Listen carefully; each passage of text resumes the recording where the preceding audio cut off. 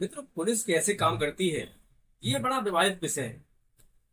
हम देखते हैं कि ज्यादातर केसों में जब एफआईआर हो जाती है तो पुलिस का मुख्य काम अपराधी को पकड़कर न्यायालय में पेश कर देना और उस व्यक्ति को सजा दिलाने के लिए पूरा प्रयत्न करना है।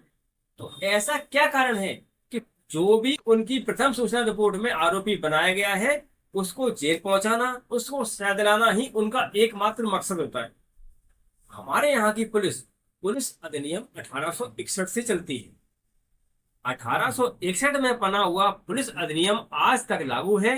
यानी कि अंग्रेजों के समय जो पुलिस कानून बनाया गया था वही कानून से आज भी भारत के नागरिक शासित हो रहे हैं। यही कारण है कि जब पुलिस किसी को पकड़ती है तो उस अपराधी को, चाहे वो सामान्य व्यक्ति को ना हो, उसे जेल पहुंचाना है, उसे सजा दिलानी है। और अगर वो निर्दोष भी है तो भी उसके खिलाफ सबूत या गवाह जुटाकर उसको कोर्ट से सजा कराना ही एकमात्र पुलिस का मकसद बनता है। ऐसा इसलिए होता है क्योंकि अंग्रेजों ने जब भारत में पुलिस व्यवस्था लागू की तो उनका मकसद केवल और केवल भारत में बढ़ रहे क्रांतिकारियों को दमन करने के उद्देश्य से यह कानून बनाया गया। 1857 की क्रांति हो चुकी थी।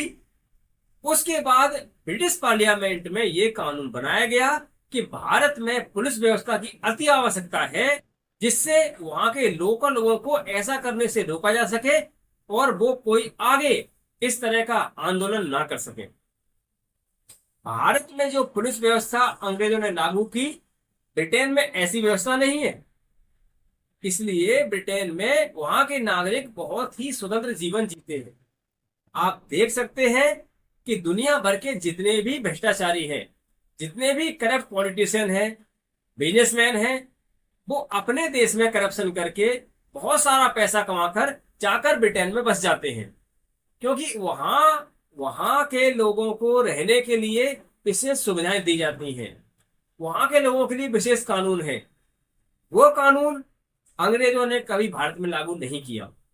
इसका परिणाम ये है कि भारत में जो पुलिस कानून चल रहा है वो आज भी लोगों को प्रताड़ित करने वाला और दमनकारी है। तो क्या भारतीय संविधान का पालन भारतीय पुलिस नहीं करती है?